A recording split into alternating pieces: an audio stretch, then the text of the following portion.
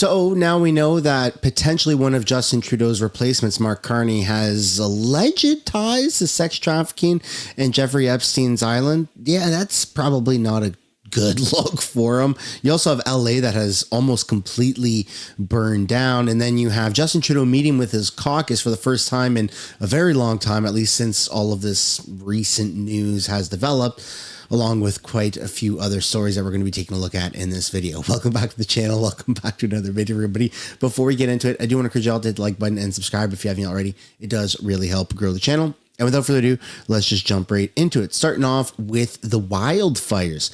Oh my goodness, they are completely getting out of control. Let's see where everything is right now. Officials say across LA County, 2 people have died. A high number of residents and first responders have suffered significant injuries, and an estimated 1,000 structures have been destroyed. As flames rip through Los Angeles, tens of thousands of residents are desperately trying to escape. But the road to safety is littered with abandoned cars. I had nowhere to go, so I just had to get out of my car and start walking. The smoke is so bad. Driving down the canyon was really very shattering. At least 4 wildfires have broken out since Tuesday evening. From the city's northeast, through the Pacific Palisades, to the northernmost neighborhood in LA. We have well over 5,000 acres that have burned, and the fire is growing. We have no percentage of containment. Ferocious winds of up to 160 kilometers per hour have been reported, reaching areas that haven't seen substantial rain in months. This is a particularly dangerous situation, a rare category of red flag warning that we use for the worst of the worst conditions that can come together to create the rapid spread of fires. The wind event is being described as the worst in a decade. At a senior living center, residents in wheelchairs and hospital beds were pushed down the street to waiting ambulances. California's governor has declared a state of emergency and taken the rare step of asking off-duty firefighters to help. Actor Steve Guttenberg, who's known for his role in Police Academy, helped his neighbors to safety. I'm lucky, I'm able-bodied, and I think when you're able-bodied, that's a good moment for you to help out in your community. California has... Yeah, it's even spread into the Hollywood Hills for those that haven't seen. I got a video pulled up for you here. Oh my God. And so this was late last night. So by now in the morning, it's probably significantly worse. Runyon Canyon is on fire. So yeah, so right where that Hollywood sign is, it's been completely engulfed in flames. So yeah, that's not good. And that's going to be very, very expensive to replace all of those properties. Let me know down in the comments what you guys think about that. Then you have France here. The French foreign minister calls to ban X in France. There's no question that public debate is completely unregulated in a manner that takes place on social media platforms owned by American or Chinese billionaires. So there you go. He's not the first person to try and ban X and likely won't be the last. And then you have this episode of South Park that really depicts where Canada feels right now. Hey, what do you think you're doing? Single adrift, idiot. Maybe you can go live with the Danish. You'll regret this day, friend!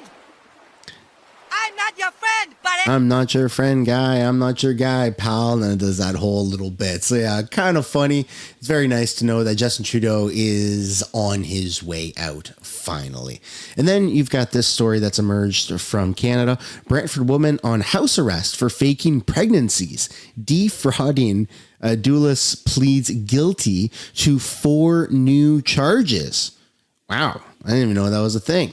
And then you've got stories like this. Sentencing delayed for Toronto man in $36 million drug trafficking operation as he waits to become a first-time dad. So instead of going to jail for the $36 million drug trafficking, they're going to pause it because he's about to be a father only in Canada.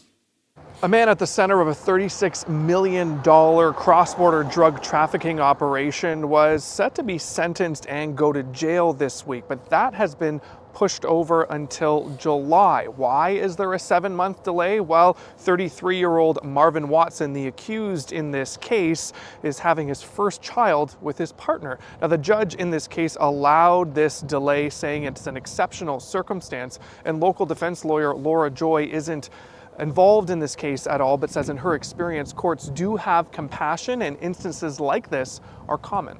This accused pled guilty.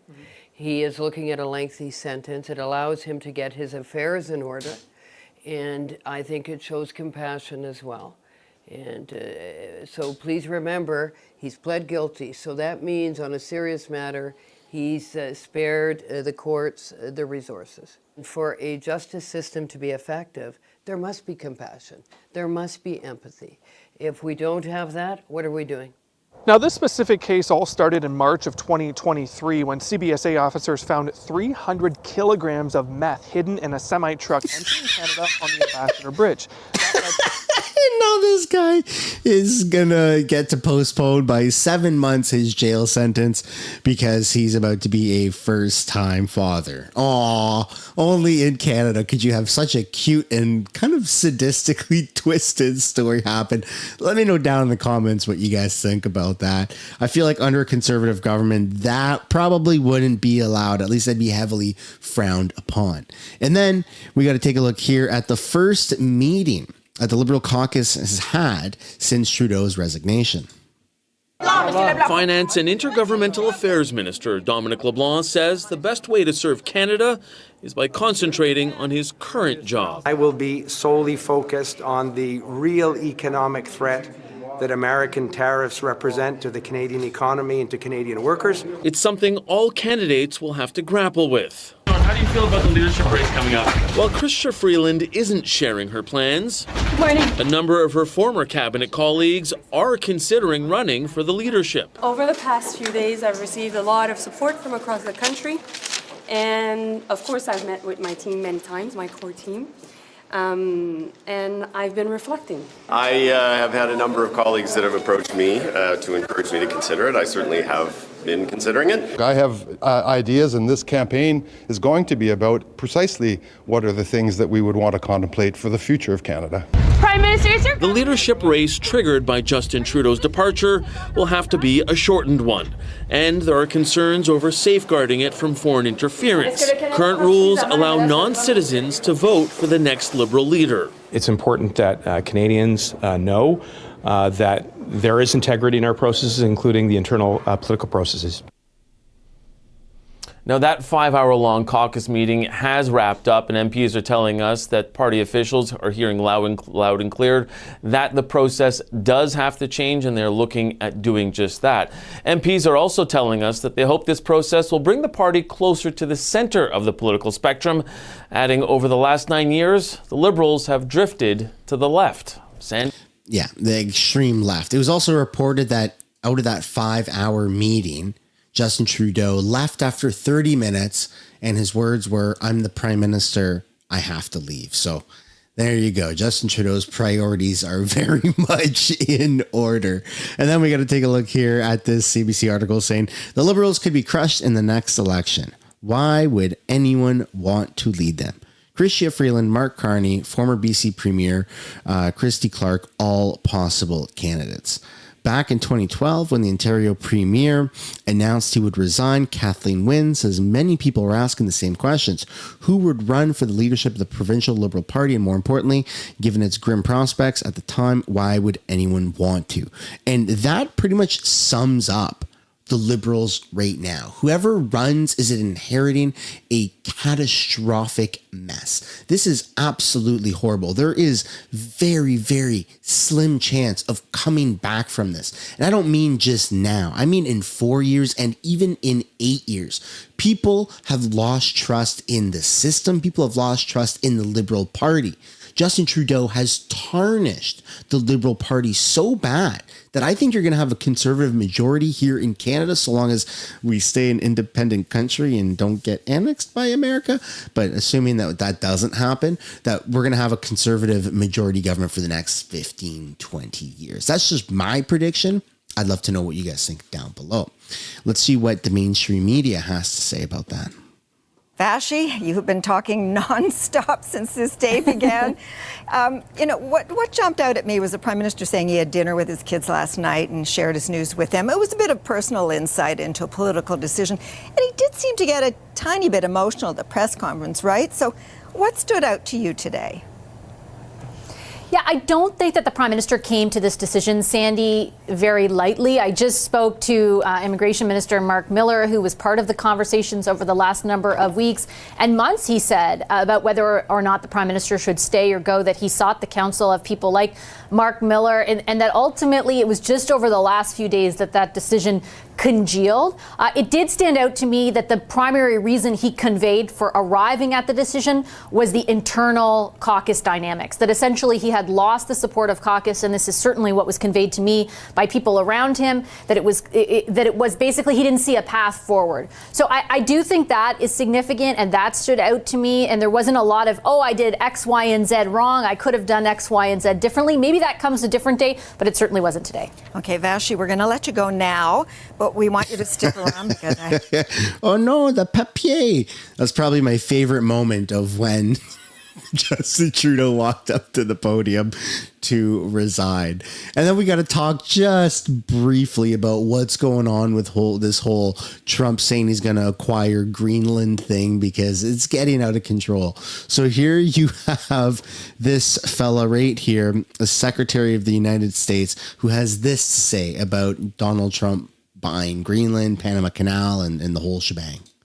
Longer, we're more effective. We get better results when we're working closely with our allies, not saying or doing things that may alienate them. Having said that, it's the idea expressed about Greenland is obviously not a good one, but maybe more important, it's obviously one that's not going to happen. So we probably shouldn't waste a lot of time talking about it.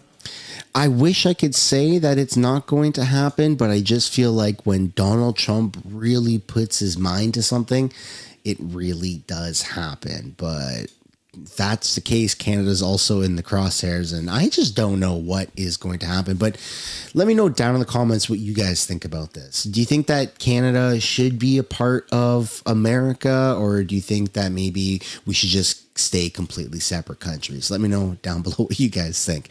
Now we got to talk about Mark Carney and these older photos that have resurfaced. So here on X by Keenan Bax, you see it has been 13 hours since photos of Mark Carney with a child sex trafficker, and he has still not answered my question. Has he been to the Epstein's pedo island or not? Here are the photos right there with Epstein's helpers, basically. Not a very good look for Mark Carney, especially since he's pretty much looking to run as the next leader of the Liberal Party with hopes to be the next Prime Minister of Canada. Let's take a look here at this video. The former Bank of Canada Governor Mark Carney make a difference? Would Chrystia Clark, the former BC Premier, or would any of Justin Trudeau's cabinet ministers turn the Liberal Party around? Does Trudeau's exit change the election equation? Given how much fatigue with Trudeau himself, how tired Canadians were of him, will no doubt breathe a little bit of life back into the party. A new poll taken Monday night after Trudeau's announcement shows the Conservatives with a big 17-point lead, but the Liberals did close the gap by about 5 points. Now, it's just one quick poll, but a sign of what can begin to happen when a party in power replaces an unpopular leader. Pierre Trudeau now arriving on the stage. Before Pierre Trudeau stepped down after 15 years in office, the Liberals trailed by 12 points in a Gallup poll. But after John Turner took over, the Liberals went ahead by 9 points. A decade later, Brian Mulroney, after 9 years in office, was trailing by almost 30 points. When Kim Campbell won the leadership, she briefly jumped into the lead ahead of Jean Chrétien. Campbell and Turner were both trounced in the elections. Gee, I'm glad I didn't sell my car. But the change of leaders did demonstrate Canadians' willingness to take a fresh look. And Liberals hope that some voters now boosting Conservative Pierre Poilievre's poll numbers could return to the Liberal fold. This is an anti-Trudeau vote going to the anti-Trudeau place. And I think there's good reason to believe for the Liberal Party that if you replace Trudeau with somebody compelling, that a lot of those voters can come back. But Trudeau's departure may be more akin to U.S. President Joe Biden's. He left Kamala Harris and the Democrats too little time to overtake Donald Trump. Liberal contenders also face a short campaign, potentially divisive, that could be followed almost immediately by an election. It's going to be a very telescoped, very frantic, very trying period of time for anybody who goes into that job. And there is the wild card of a new U.S. president promising big tariffs on Canada that could keep the current prime minister in the news, whether the Liberal Party likes it or not.